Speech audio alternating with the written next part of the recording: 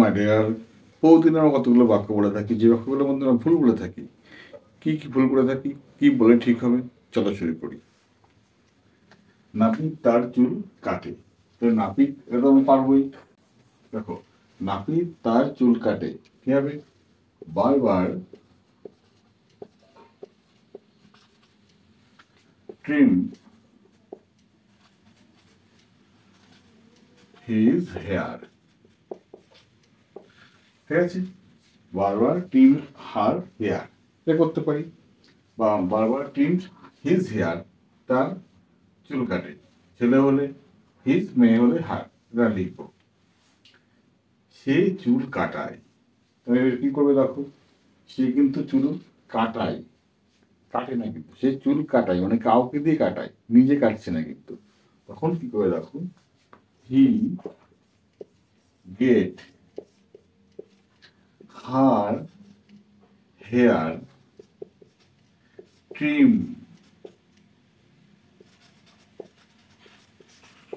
কেন ট্রিম দেখো, সে পেল তার চুল কাটা অবস্থায়, মানে ছেটে দিয়ে টুকটাক সাজিয়ে গুজিয়ে দেওয়া আর কি।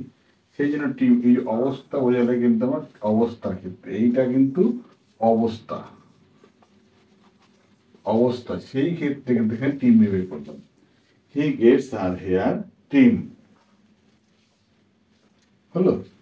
আবার দেখো, সে গান করে, হি সিংস হলো। সে গান করায়, তাহলে কি হবে দেখো, হি গেটস সামওয়ান টু সিং। ঠিক আছে, হি গেটস সামওয়ান টু সিং হলো।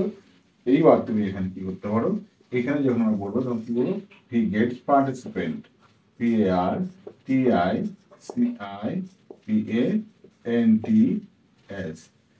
হি গেটস পার্টিসিপেন্ট টু সিং, সে গান করায়।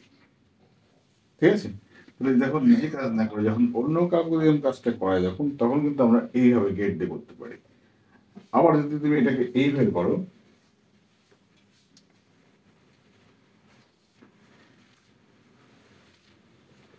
এটাকে এইভাবে আরেকভাবে করতে পারো। দেখো কিভাবে করতে পারো, হি মেক পার্টিসিপেন্ট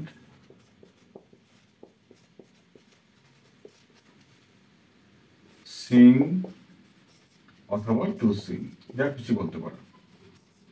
ঠিক আছে, he makes participant to sing অথবা sing, he make participant sing, সে গান করে, অথবা হি গেটস সামওয়ান বা পার্টিসিপেন্ট, যা কিছু বলতে পারো, টু সিং, এইভাবে বলতে পারো। তো দেখো, এইভাবে যখন নিজে কাজ না করে যখন অন্য কাকুতে কাজ যখন করাচ্ছি, তখন গেট বা মেক দিয়ে কাজ করব। গেট বা মেক দিয়ে কাজ করলে, গেট দিয়ে কাজ করলে আমরা টু ব্যবহার করব, মেক দিয়ে কাজ করলে আমরা টু ব্যবহার করব না, এই টুটা ব্যবহার করব না, গেট ব্যবহার করলে টু ব্যবহার করব। ঠিক আছে, এইভাবে কিন্তু আমরা যদি ব্যবহার করি, তাহলে সহজে কিন্তু আমরা স্পিকটা করতে পারবো। ওকে, ওয়াই, এইভাবে হাজার বাক্য বানিয়ে নাও।